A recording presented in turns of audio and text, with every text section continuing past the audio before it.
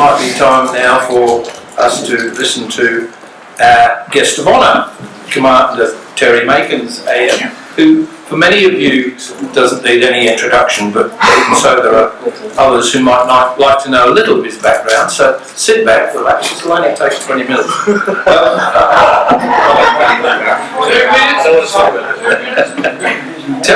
Terry was born in Geelong, and after 5 years as a naval cadet, he joined the Navy as a recruit in 1965. So, yeah.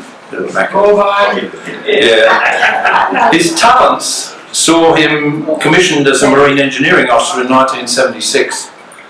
And after serving in HMAS Melbourne, that's the one that was an aircraft carrier in the olden days, and then ashore at HMAS Narimba in Sydney, he became the first naval assistant to the General Manager, Williamstown Dockyard. His interest in becoming the engineering officer of HMAS Stewart, which was undergoing a half-life refit in the dockyard, was rewarded, and with considerable management skill on Terry's part, the ship was completed on time and successfully worked up under someone some of you would know as ex-admiral but then Commander Chris Barry. She's the first ship that was permanently based at HMAS Stirling in Western Australia and met all her operational commitments, even though for about 10 months of her time in that first year she was deployed elsewhere. And Terry was acknowledged and awarded an AM in 1988 for his exemplary service in Stewart. He transferred to the RAN Emergency Reserve in 1989 and shortly after to the RAN Reserve, based at the infamous HMAS Lonsdale.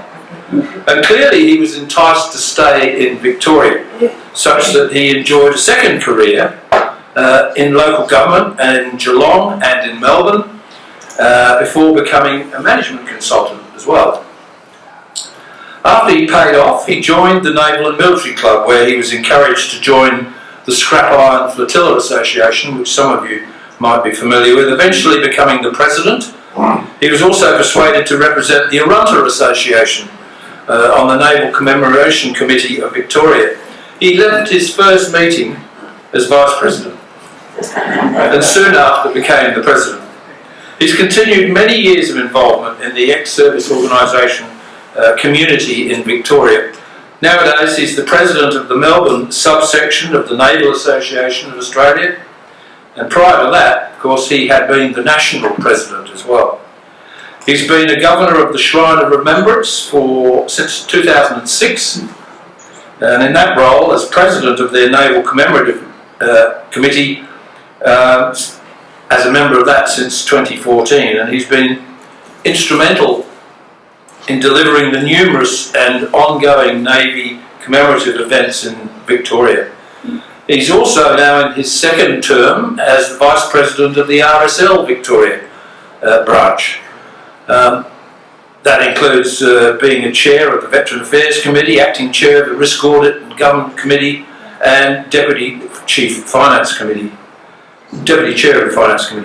His resume contains other qualifications and involvement which I won't go into in the ex-service community in Victoria. He has contributed to many projects in his various roles where he's sought to highlight the needs of veterans and their families to ensure that today, quote, we are worthy of their service and sacrifice. Indeed, while serving as the national president of the Naval Association, he introduced 4 simple objectives for that association: care, commemoration, cadets and camaraderie into the Naval Association, which remain at the heart of the Association's contribution to veterans. So the key point is that Terry remains passionate about ensuring the voice of serving and ex-service men and women is heard. He tells me that in his spare time, he hasn't got any spare time. And I think I can believe that, judging by what I've read about Terry's past history. So Terry, it gives me great pleasure to invite you to address us this evening as our guest of honour. No, you should see the rest of the curtain. Well, thanks very much, Andy. And I didn't write all that, by the way. I don't know where all that came from, but It's been an exciting journey to get to this point. I did a presentation to the Rats at Trabook earlier in the year, and Andy came up to me after that and said, "Oh, how about you do that tonight?" I thought, "Oh, okay." So I was pretty chuffed about being asked. Sadly, I started to think about it and think, "Oh my God." So I tinkered with it. And of course, the more I tinkered, I got to a point where this has got nothing to do with the Rats at Trabook presentation any longer.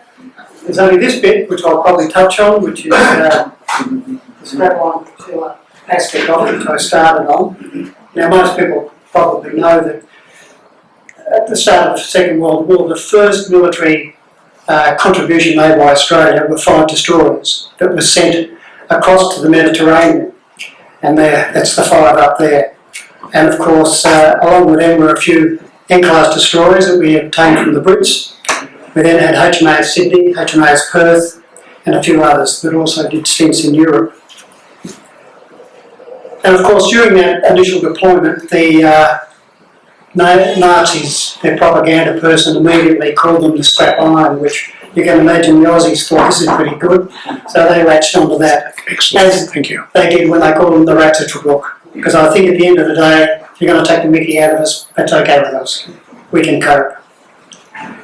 Now, most of my time, as you've heard from Andy, is spent around commemoration. And from my perspective, if you don't agree with it, you don't have to do it. But it's not something you can argue about. You're either in the game or you're out. So I don't mind that, because at the end of the day, you just get on with it. Sometimes, of course, you might meet up with a few historians who want to correct you on what you put forward, or a few lower deck lawyers, and so be it. Now, I don't mind that. So if I say something tonight that you don't agree with, there'll be a queue start here, and I'm more than happy to do my best to deal with that as we go through. Now, when we talk about, so when we talk about commemoration, whatever, and commentary, I recall when I was delivering an address about corvettes, HMAS Armidale, whatever, many years ago. And the late Dr. Ray Leonard, who was the last surviving member of the scrap line of the Armidale, I should say, came up to me at the end of the service and thanked me for what I had said. And I was pretty chuffed because, you know, he was a grand old guy. And he then started to tell me about a slight variation of what I had said. And, you know, the hairs on the back of my neck stuck up to think that on that day, which is the 1st of December, and I think it was about 55 years prior, he was in the water watching Teddy shoot. And this, you know, to be when you think that these guys were watching this 18-year-old do what he did, which was just getting on with his job, to understand why Teddy Sheen got a Victoria Cross for that, was really what motivated Ray, his shipmates, and gave them the determination to hang in there. And when I say hang in there, remember the ship had sunk, there were 49 of them left. So 100, this is a few soldiers along with the crew, had made the supreme sacrifice, and they were on the high seas for 9 days. They didn't have a clue what was going on. They were just trying to survive. They'd started up the whaler. They were trying to get closer out of that particular area, and then a ship popped up on the horizon. They wouldn't have known whether it was friend or foe. But thankfully it was HMAS Kalgoorlie. And it said at the time that when the Kalgoorlie came up alongside them, they couldn't believe the state that these men were in.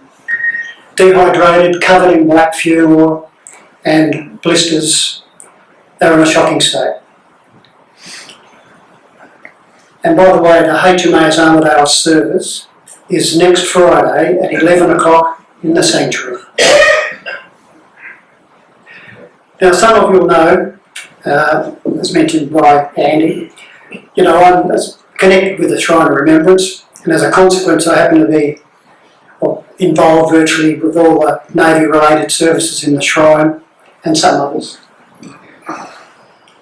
But I do so with my colleague over here, Jan Gallagher, and of course when each Royal Australian Navy Recruit School intake conducts their pilgrimage to the Shrine of Remembrance, that's at the end of their week 3, which we organised about 12 years ago for this to happen. And we meet up with Ken Crook. Where's Ken? Ken's over here. And Ken's one of the dedicated Shrine of Remembrance volunteer guides that have great pride in taking the recruits around the inside. So Jan and I do the outside, talk about stuff. We then run them through what a reef laying service is all about, then we conduct the reef laying service, then we hand them over to Ken and his mates. They do a trick, and then we go to the theaterette to show them a quick video and have a chat. Some of the notes we get back from those recruits are very moving. The connection between 3 weeks in the system and what a lot of us here have done is just extraordinary.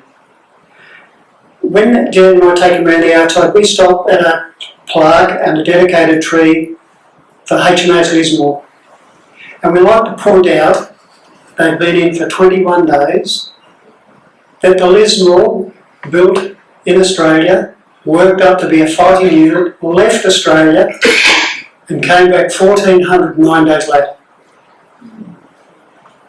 3.5 years. Now, not everyone stayed in the ship for the total of the 3.5 years, but a lot did. So it was not a bad effort. Now, what does all this mean?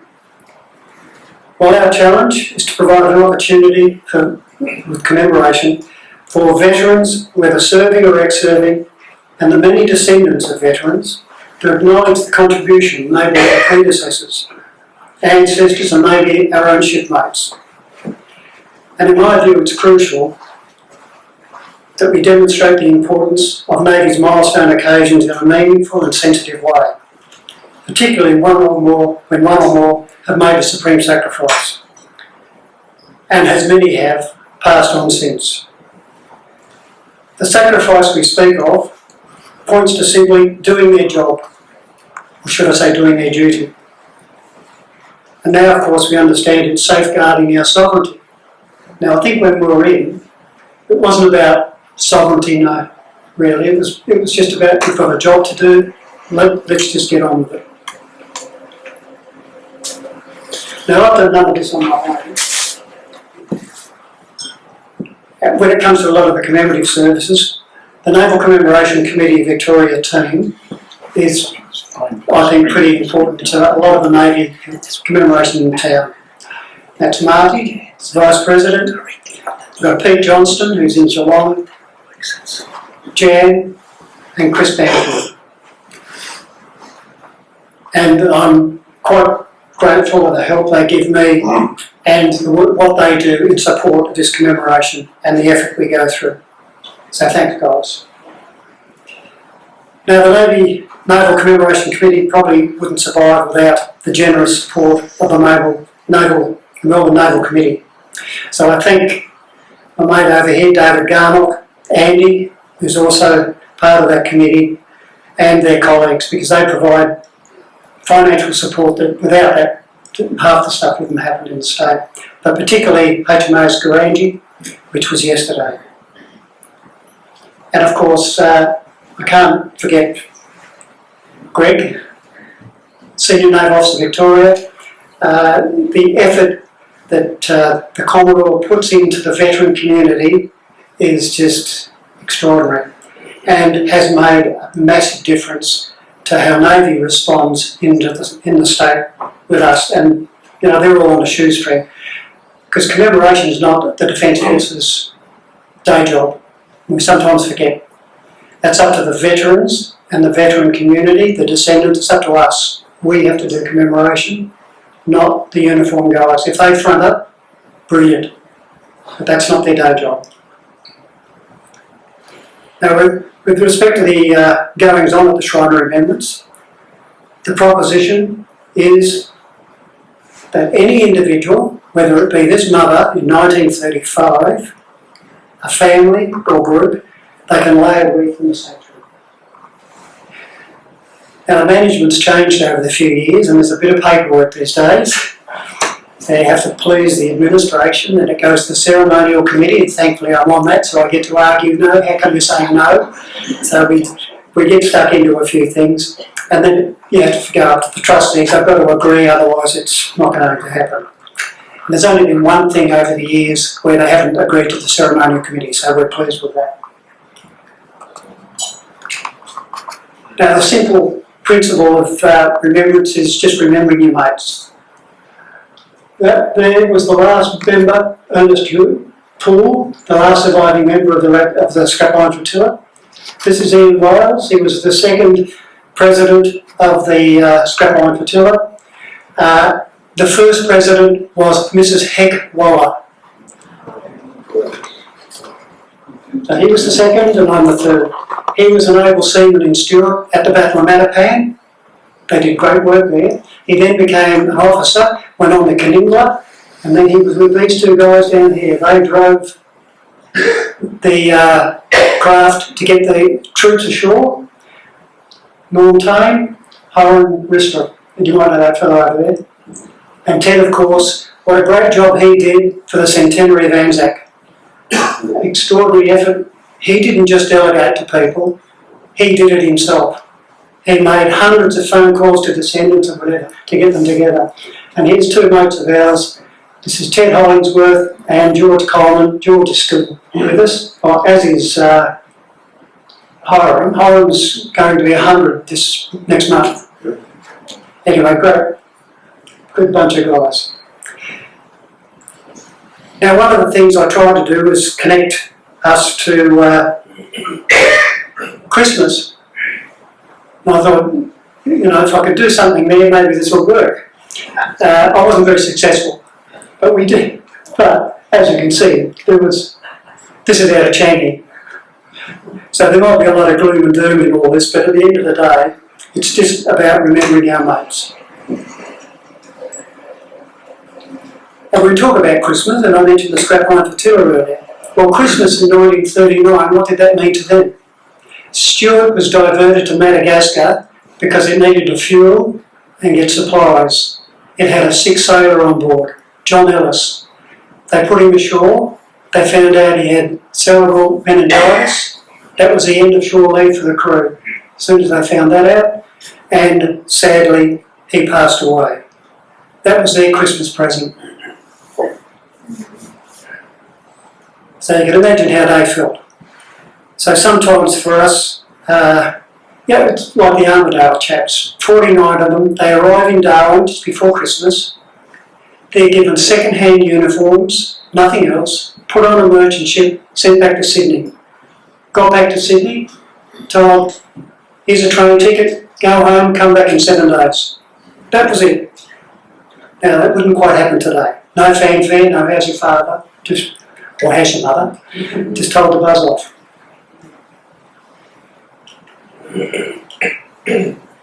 Got to be careful I don't lose track of all this.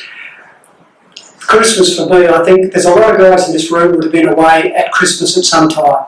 To me, 1968 in Duchess, Marty knew this was going to be a horrible trip, so he left. Can you believe that? Just left me on my own. So I lived in this mess deck, like the forward button house, and the bunks, there were 6 bunks, 3 up the top, 2 at the top, 2 in the middle, 2 at the bottom. Is it okay? Next to me, When I it was stops, in this bunk. finishes, can you bring So the the lights bunk up? next to me were the lockers up to this height, and somebody slept on that. So I had to climb in my bunk from this end. Okay? The reason I tell you that is, Jim Moon was the sailor next to me. When I was working at the City of Melbourne, a couple of my direct reports went to a fairly significant conference.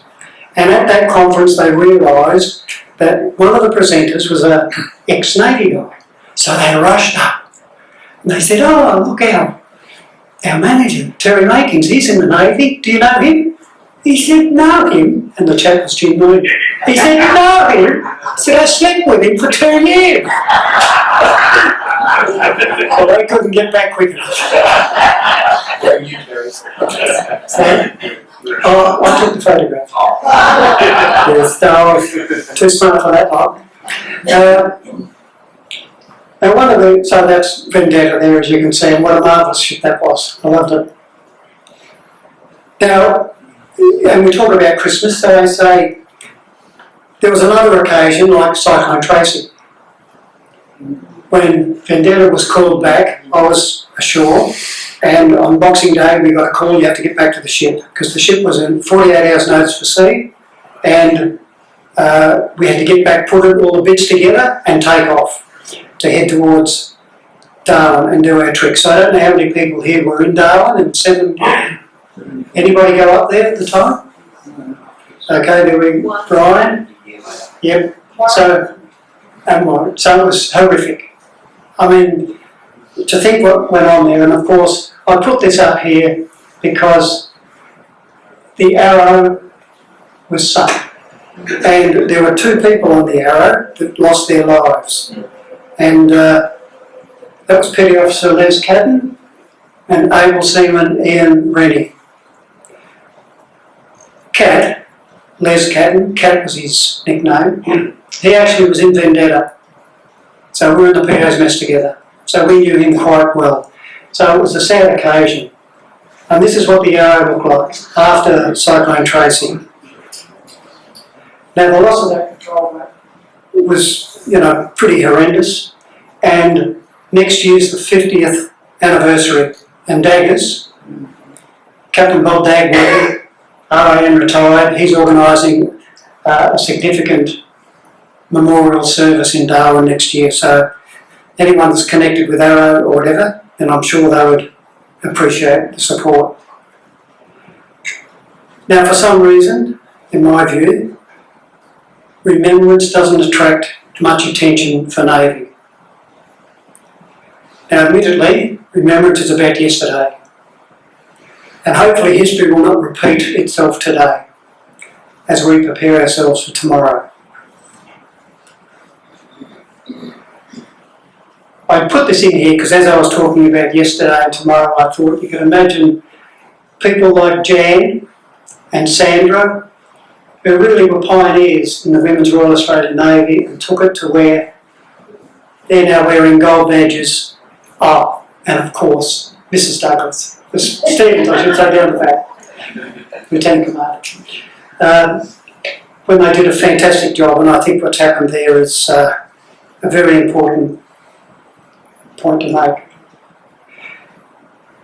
And when I talk about remembrance, to me, if you go back to things like World War I wasn't there, by the way, but at the end of the day, the first military battle that Australia was involved in was the Battle of Bita Packer, where they went up to rebel, had to do what they had to do, and the first Australian service casualty of that war was Able Seaman Billy Williams. It was in the reserves. He was a City of Melbourne employee, 28 years of age, and he was the first person, Australian service person that was a casualty. Captain Popley was the doctor that also died after him. He took off his Red Cross badge, gave it to the stretcher bearer who took Billy back, and then the doctor got shot.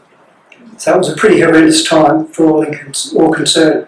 Now that service, that's an annual service conducted by, it's really auspiced by the Darebin RSL sub-branch now, because Billy Williams lived in Darebin, or in Parang, and Able Seaman Popley's relatives also live in that area, so that Darebin RSL picked it up. But it was started by Peter Williams from the Historic Society and Michael Marley. They actually started that service up.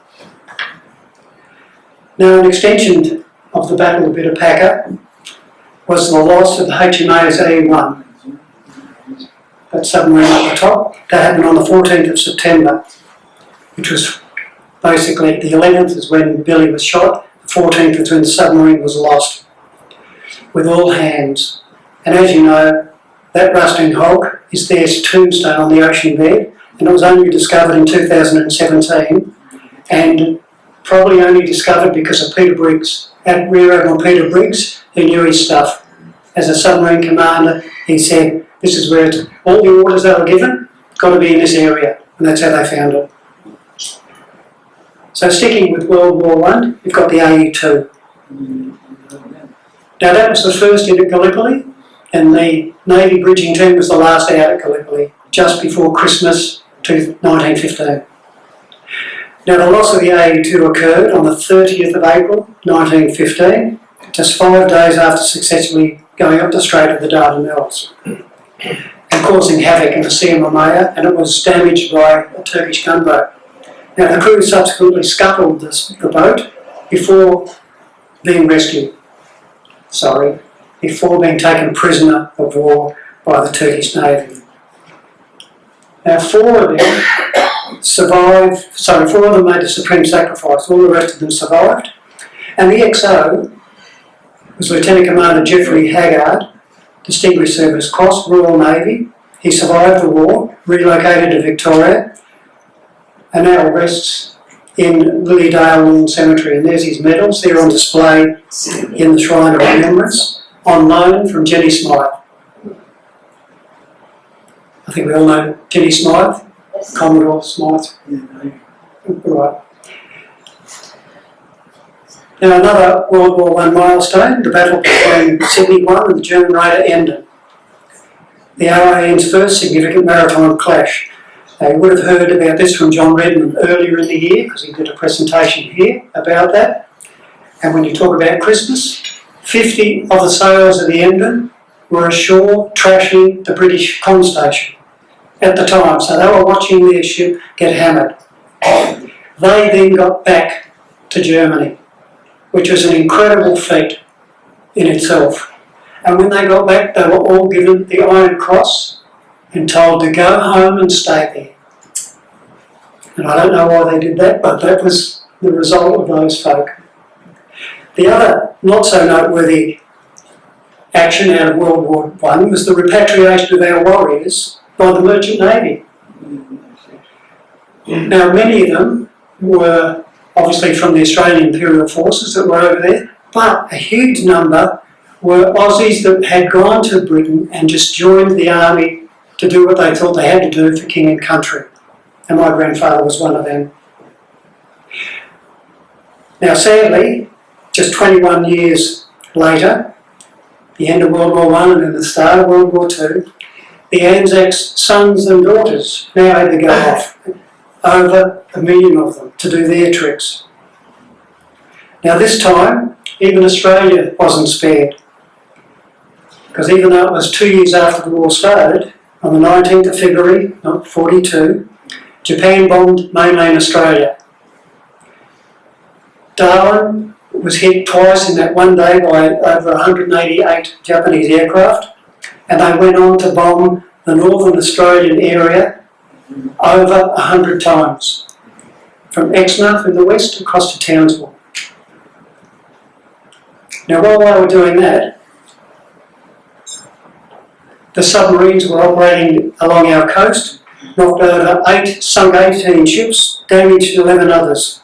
They even shelled Sydney and Newcastle. So Australia's contribution to the Second World War was quite substantial. HMAS Guernsey was the first surface ship lost by the Navy and the first ship lost in the Second World War, and that happened on the 18th of November 1940. Guernsey collided with the troop ship Duntroon off Portsea, and the entire crew was lost. Now Andrew Campbell is going to present his paper on that particular incident later or early next year here, so that'll be something to listen to. Bit of conjecture about Andrew's paper. Some of the master mariners in the group don't agree with everything he said, but it's a very interesting paper. And one of the great things that Andrew discovered in his research was a grave, an unmarked grave in the Williamstown Cemetery of the 6th person that had been corpse recovered from the Guernsey. He found that in an unmarked grave and people had forgotten about it. Because when they retrieved the body, they couldn't identify the person. So the Guernsey was first of many. We lost the heavy cruiser Canberra, the light cruiser Sydney, lost 645 hands, and as you know, just recently, as in 2 years ago, I think Thomas Clark was a person that, a body that had swept up on Christmas Island, and with DNA, and I think with the Navy's stick-attedness, made sure that they eventually identified who that sailor was. And Thomas Clark was then re-interned in Geraldton. I think Marty, you were there? Marty probably dedicated the plaque. But anyway, a very important occasion. And of course, after having lost Sydney and then Perth with 353, then all the other survivors went Burma Rail, then finished up in Japan. Horrendous time for everybody in those ships.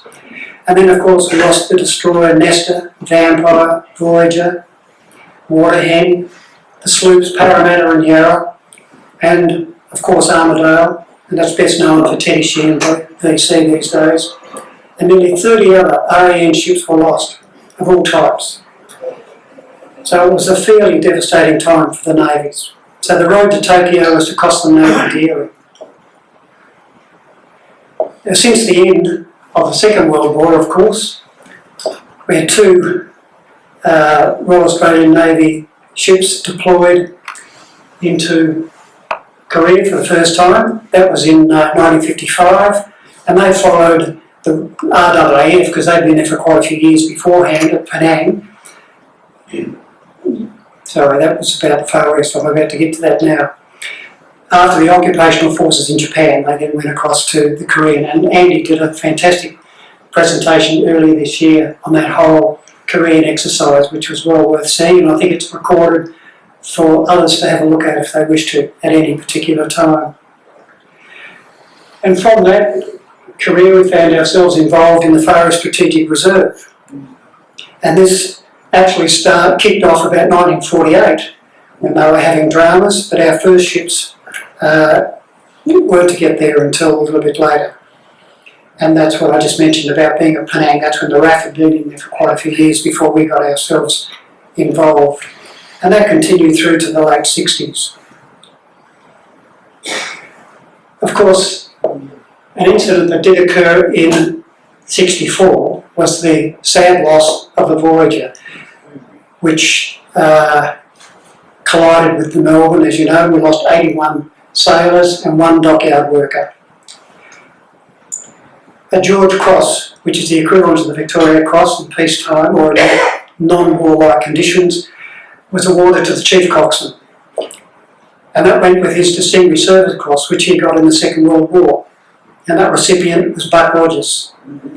And there were also a number of other significant awards, all in recognition of individuals who had disregarded their own safety to again look after their mates. So returning to the Far East, so no sooner had the differences between Indonesia and Malaysia been sorted out, and we found ourselves deployed to Vietnam. Now, Australia's involvement was to continue until 1975, and things got very serious when Australia purchased 3 US designed and built warships. And how impressive were they? Brisbane, Hobart and Perth. But notwithstanding that, all of us in other ships, we had a great time taking the mickey out of these sailors. Because they had soft serve ice cream.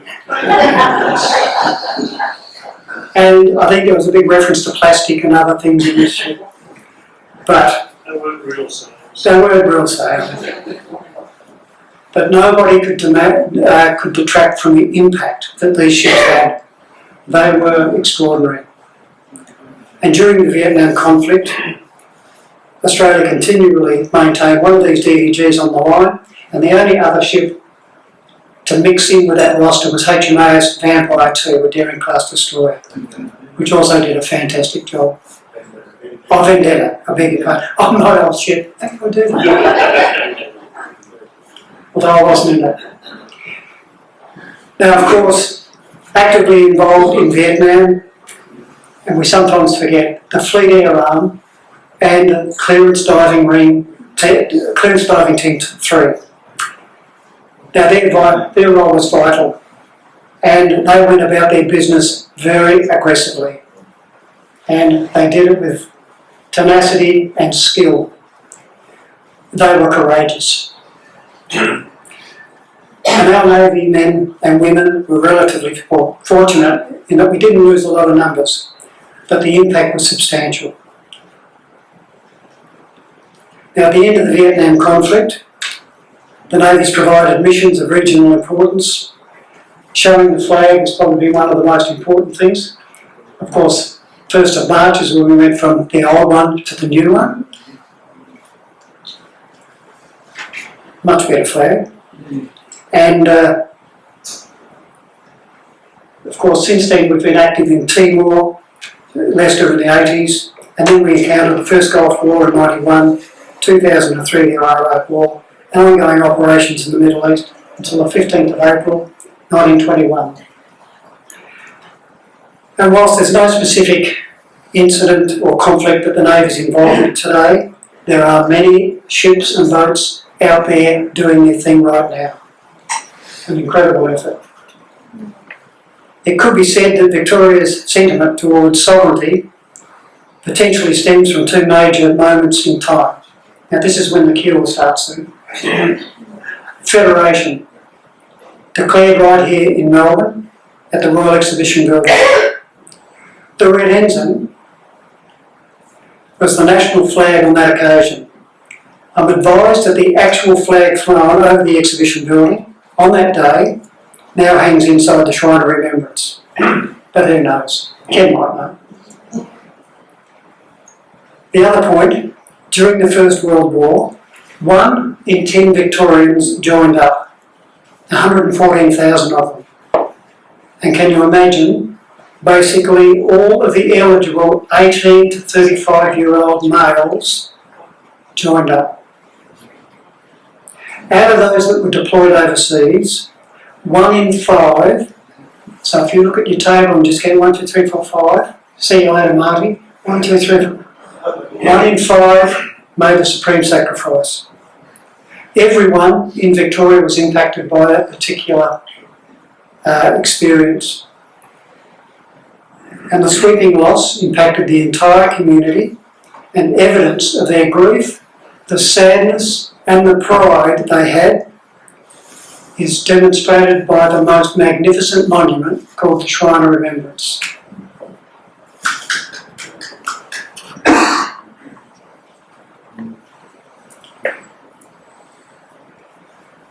Now, since Federation, our predecessors, along with many in this room, have worked hard to protect Australia. We just thought we were doing our job. The ADF continues to recruit men and women, he, she, him, her, it. I haven't quite worked it all out, but I've forgotten you, John. What are you? And provide the hardware necessary to keep Australia as safe as possible and as best we can. It has been demonstrated that where global influence is necessary, Australia has teamed up with a series of well-meaning partners. The purpose? To ensure we, our family, and future generations enjoy a bright future. Insofar as those that have made the supreme sacrifice or passed on since, may we be worthy of their service. Thank you and Merry Christmas.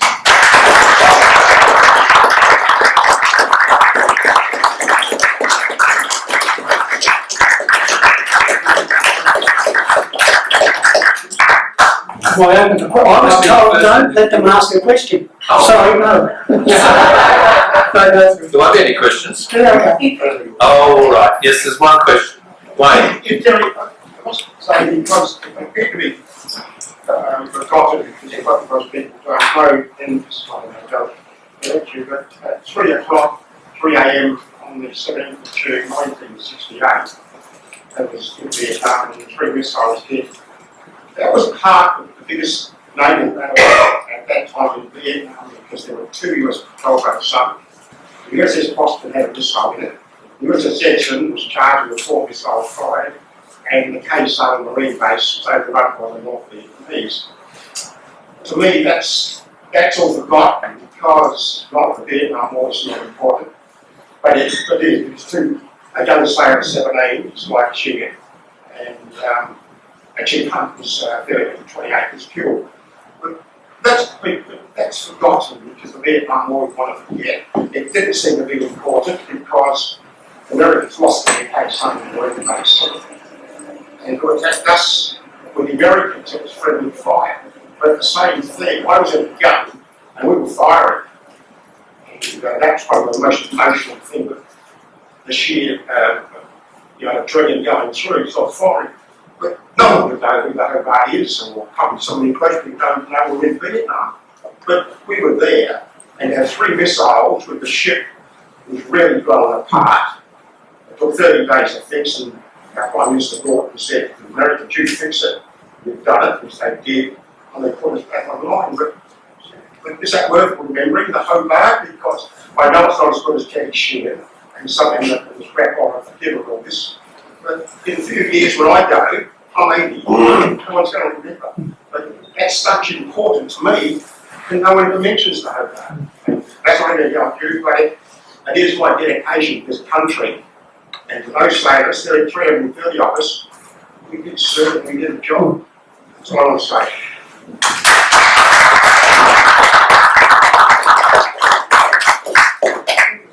You raise a good point, and as I've said in the presentation, Navy doesn't really get much of a run. Now, having said that, Jan and I go to quite a few things at the Shrine of Remembrance. There's a lot of talk about contemporary veterans. It's a term I really don't like, because I think one of the key things for me is if it's about Hobart, we don't have a service here for Parramatta, which was sunk.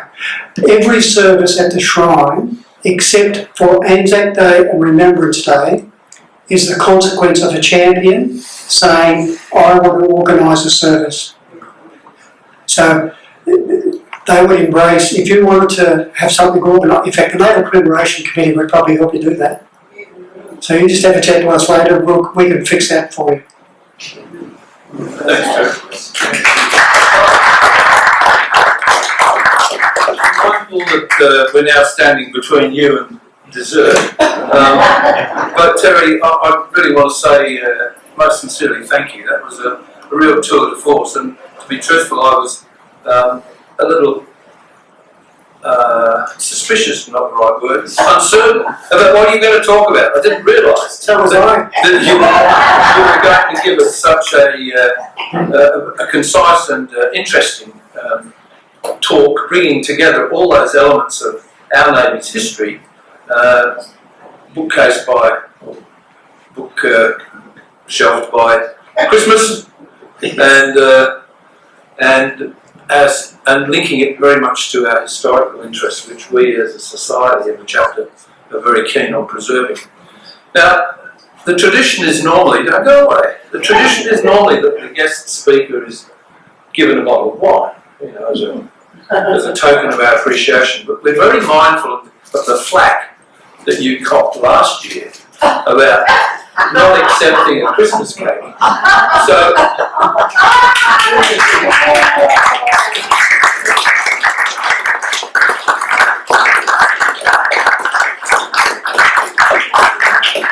straight from the chef. Thank you, Linda. Thanks.